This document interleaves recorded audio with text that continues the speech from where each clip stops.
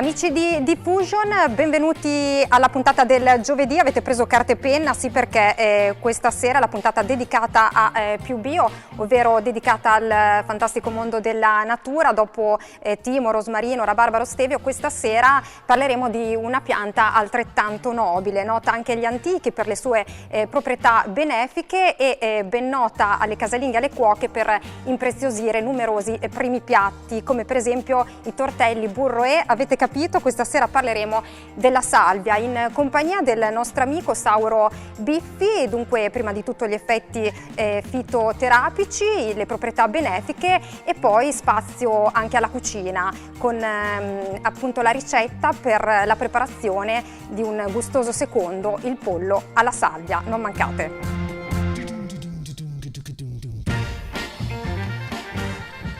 Ben ritrovati amici dal Giardino delle Erbe Augusto Rinaldi Ceroni di Casola Valsenio. Ben ritrovati per scoprire anche oggi una nuova pianta officinale, una piantina aromatica in questo caso, dei cui segreti ci parlerà come sempre Sauro, che è il direttore del Giardino delle Erbe. Buongiorno Sauro, ben trovato. Buongiorno. Allora, oggi parliamo di salvia, ma parliamo di una salvia, iniziamo col parlare di una salvia super mega speciale. Io non sapevo neanche che esistesse fino a quando Sauro non me l'ha fatta scoprire. Questa che salvia è? È una salvia curiosa, volgarmente viene chiamata salvia all'ananas. È una salvia molto vigorosa, molto rigogliosa. Questo nome all'ananas è una selezione ricavata nel tempo e il nome ananas è dato proprio dal fatto che profuma la foglia di ananas, una profumazione curiosa, interessante, che per tutto il ciclo vegetativo della pianta si sente, si manifesta abbastanza bene. È vero, sembra proprio ananas. Adesso provo ad assaggiarla, Forse il sapore non è lo stesso. No, però, insomma, un pochino... Il richiamo sì. c'è ugualmente. È interessante per questo profumo, fantastico, curioso, ma soprattutto interessante, oltre che il profumo, per i fiori. Ha queste spighe, queste infiorescenze molto colorate. Ora stanno iniziando la fioritura e quindi si stanno allungando enormemente, ma diventano delle fioriture lunghissime, molto belle. Possono superare i 30-40 cm di lunghezza. Creano un cuscino fantastico, color porpora, molto molto bello, nonché il profumo che in certe giornate leggermente ventilate si sente, si diffonde anche nell'ambiente, si sente nell'aria. Questa è una salvia perenne che spesso è stata considerata una pianta da giardino, da orto, usata quindi soprattutto per scopo decorativo, ornamentale. Era commestibile? Domando, che l'ho appena mangiata. Sì, andate tranquilla. Meno male. È commestibile. Tuttora si utilizza, si mette per aromatizzare macedonie, frutte, per aromatizzare dolci, per fare delle tisane, degli infusi, su alcuni tipi di carne anche viene utilizzata. Poi adesso c'è questa nuova cucina che impiega sempre più specie diverse con i profumi e gli aromi che possono diffondere queste piante. Ma l'aspetto curioso di questa pianta è che a differenza di molte altre salvie che sopportano bene la siccità, anche il secco, questa invece predilige ambienti freschi, umidi, terreno umido, semmai profondo, fertile, ma soprattutto vuole acqua. Quindi nei mesi estivi di luglio, agosto, quando le temperature sono molto elevate e fa caldo, c'è secco, occorre bagnarla, occorre annaffiarla. La pianta è ancora molto piccolina perché il suo sviluppo, la sua crescita abbondante lo incontriamo verso settembre, fine agosto, inizio settembre, ma tutto il periodo estivo rimane un cespuglio che cresce lentamente pian pianino e richiede acqua, molta acqua. Se lo si nota facilmente quando è in carenza idrica perché le sue foglie si appassiscono, si afflosciano, tutti i rami tendono a ricadere in basso. La si annaffia e immediatamente torna a essere bella, rigogliosa, vigorosa. In inverno va in riposo, a differenza di tante altre salvie, questa mantiene, perde durante le sue foglioline, si secca completamente, si spoglia, salvo che non venga posta in una piccola serra, anche serra fredda. Ora le sue foglioline rimangono verdi, parzialmente verdi, però è normale, deve seccarsi, si spoglia completamente e riparterà con la primavera successiva a rivegetare. Si possono tagliare e potare i rami e riprendere il suo rigoglio vegetativo. Domanda, se abbiamo una pianta di questa salvia all'ananas in casa, in inverno la possiamo tenere dentro casa o comunque deve stare all'aperto, esposta a quel poco di sole che c'è? Si può tenere anche fuori, direi in casa, ma lontano dai radiatori, dal riscaldamento, quindi anche temperature basse, di 5 gradi, 6 gradi, 4 gradi, fino a 0 gradi non c'è In problema. casa mia se ci sono 5 gradi e 6 gradi non ci sono più Se io. c'è una scalinata, un garage, un porticato, un vano di accesso alla casa, è sicuramente meglio lasciarla lì fuori. Nei 20 gradi, 18 gradi di casa, forse è eccessivo, è troppo. È bene anche che la pianta sente il suo freddo anche per cambiare, per essere stimolata al ricaccio di riprese vegetative, trovare quindi un po' quelli che sono gli andamenti climatici della stagione. I cambi di stagione sono fondamentali per le piante. Io lascerei quindi una zona un po' più fresca, semmai dove non gela troppo, visto che in vasetto possono essere più delicate, più sensibili ai freddi, però queste sono le temperature. Annaffiarlo ogni quanto in inverno? Il famoso TQB, quanto basta, è difficile da stabilire, che sia appena umido il terreno, che non si secchi troppo, ma neanche troppo bagnata, proprio perché si rischia anche di far marcire le radici. Può bastare una volta alla settimana, a volte ogni 5 giorni, altre volte ogni 8-10 giorni, si valuta un pochettino, col dito si sente un po' quanto è umido, quindi poi con l'occhio ci si abitua, ma senza eccedere. E allora, dalla salvia all'ananas passiamo a scoprire altre varietà di salvia che sono presenti qui al Giardino delle Erbe Augusto Rinaldi Ceroni. Venite con noi. E dalla salvia all'ananas passiamo a un'altra tipologia di questa pianta. Sauro, questa che salvia è? Questa è la salvia classica che tutti quanti abbiamo a casa, che utilizziamo in cucina, è la salvia officinale, la salvia comune, quella da tutti conosciuta e impiegata per applicazioni diverse. Il nome salvia significa salute e la cosa curiosa è che fin dall'antichità la salvia era impiegata per scopi diversi, applicazioni differenti. Tant'è vero che addirittura i medici salernitani si domandavano, si chiedevano come potesse morire quell'uomo che avesse nel proprio giardino, che coltivasse nel proprio giardino la salvia, perché aveva applicazioni diverse, da quello alimentare a quello salutistico, per la circolazione, per i profumi, per i problemi della pelle, per pulire i denti ad esempio, per applicazioni varie, per qualche capelluto, serviva per punture di insetti e altre ancora. Quindi le applicazioni erano tantissime. E la cosa curiosa è che in origine la salvia era più che altro utilizzata per uso fitoterapico. Poi con Carlo Magno iniziò la salvia a essere usata anche per uso alimentare, quindi fino a prima non si utilizzava più di tanto. Questa è molto bella anche quando ha infioritura, oltre ad essere una pianta interessante ai fini decorativi, ornamentali, perché il suo fiore è bellissimo, blu intenso, fiorisce in genere nel mese di maggio, qualche volta a fine aprile, ma in genere il maggio è il momento ottimale della fioritura delle salvie, delle specie più comuni. Bisogna parlare di salvie perché le salvie sono tante, sia nell'ambito della officinale, tutte le varie cultivar selezioni, ma le salvie sono tantissime come genere, sono veramente centinaia di specie differenti.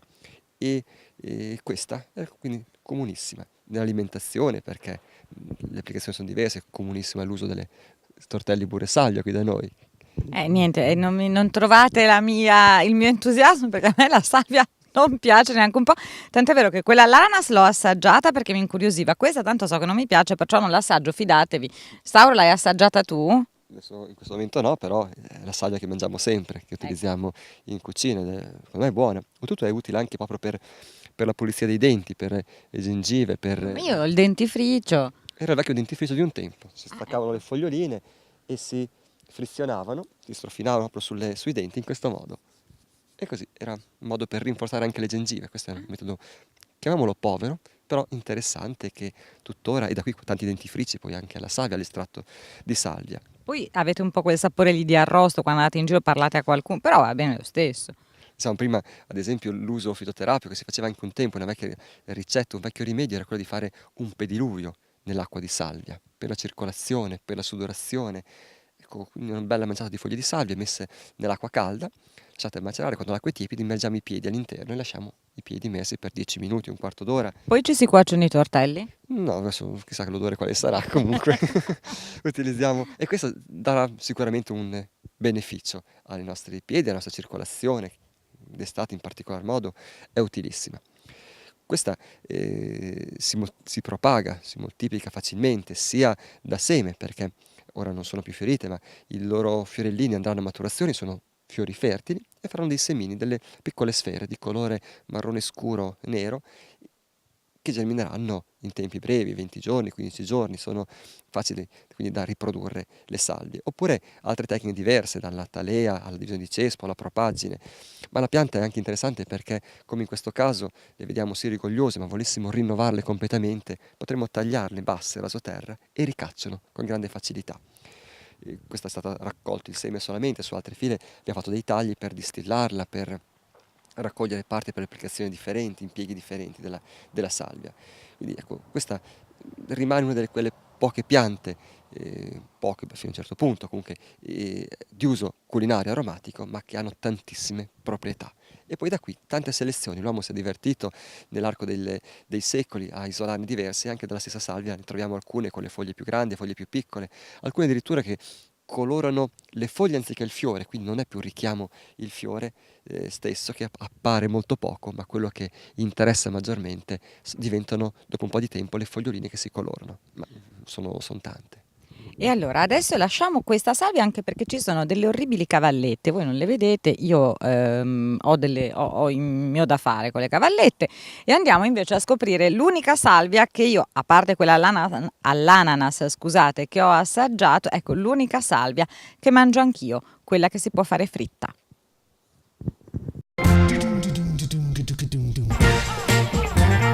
La mia mamma dice sempre che fritto è buono tutto e ancora una volta mi tocca darle ragione perché la salvia che a me non piace in nessun modo, fritta sì. E questa, ora ci spiega Sauro, è la tipologia che si può friggere meglio.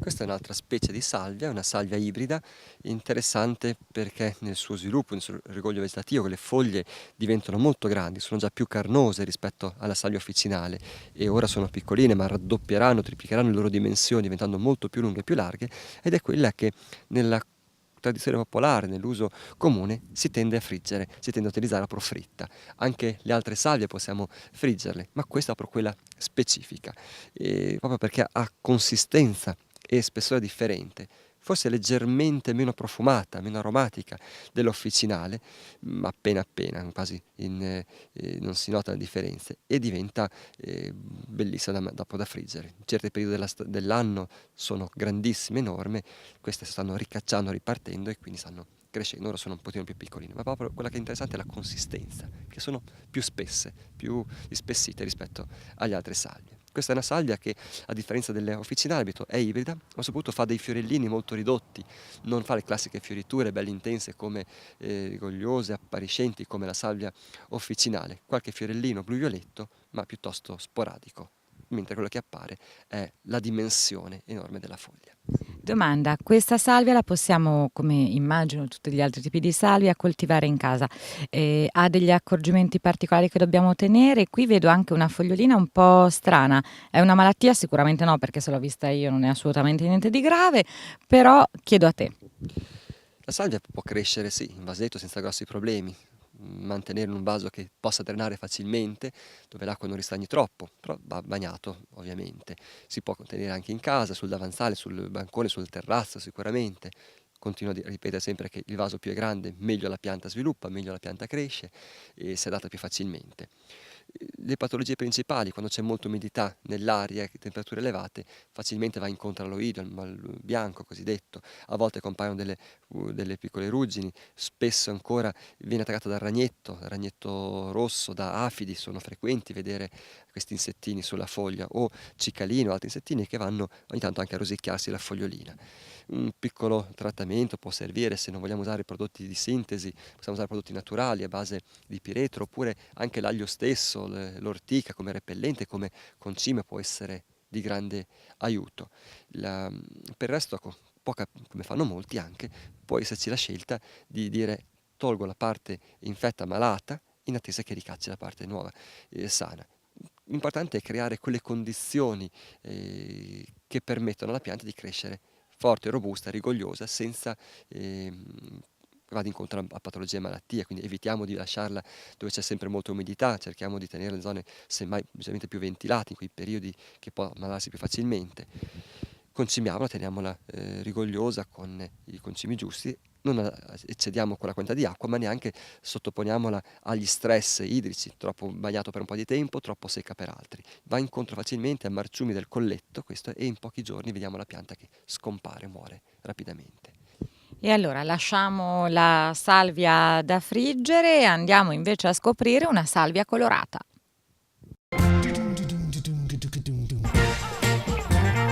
E allora la salvia che si usa normalmente per aromatizzare i piatti, per aromatizzare le pietanze, gli arrosti, ha molte proprietà fitoterapiche, delle quali ci parla come sempre Valentina.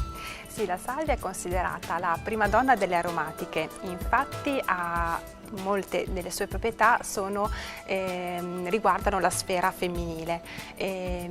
La tintura madre di salvia è utile per dare sollievo a cicli dolorosi o scarsi, quindi in caso di amenorrea, oligorrea o dismenorrea, quindi proprio assenza e mestruazioni molto dolorose.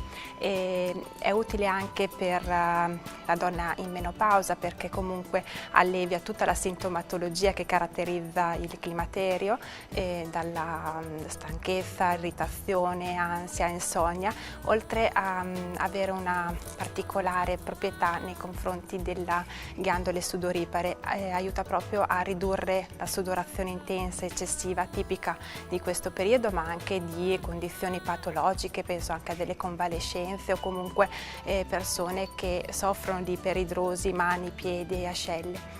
Sempre riguardo alla sfera femminile, sembra essere utile anche per favorire il concepimento. Già nei tempi antichi si faceva assumere salvia proprio per rendere più fertili le donne, e sembra anche che assunta regolarmente un mese prima del parto lo favorisca e ne riduca i dolori legati al travaglio. Quindi è un tonico uterino, le foglie di salvia. Come ti dicevo, la tintura madre è molto più pratica, quindi una ventina di gocce tutte le mattine. La salvia quindi è un aromatizzante, la usiamo in cucina anche per sfruttare le sue proprietà digestive, carminative, stomachiche, digestive, un po' un toccasana proprio per paste abbondanti.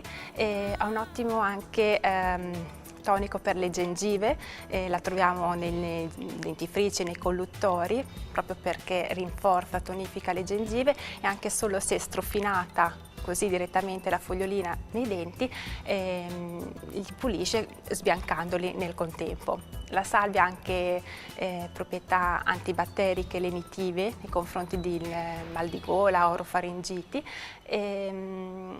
sia sotto forma di tintura madre, ma la troviamo anche in caramelle, magari in associazione a propoli o echinacea, proprio perché crea questa patina protettiva e diciamo rende la mucosa un pochino meno infiammata, un pochino meno irritata. Quindi la salvia è un'ottima alternativa alla propoli alle persone che sono allergiche o che comunque sono per esempio vegani stretti, quindi non vogliono assumere farmaci di derivazione animale come la propoli stessa. Accipicchia, io non le sapevo tutte queste cose sulla salvia, voi sì, sono sicura che neanche voi eravate così tanto informate, quindi grazie Prego. Valentina, mangiate la salvia, mangiatela che vi fa bene.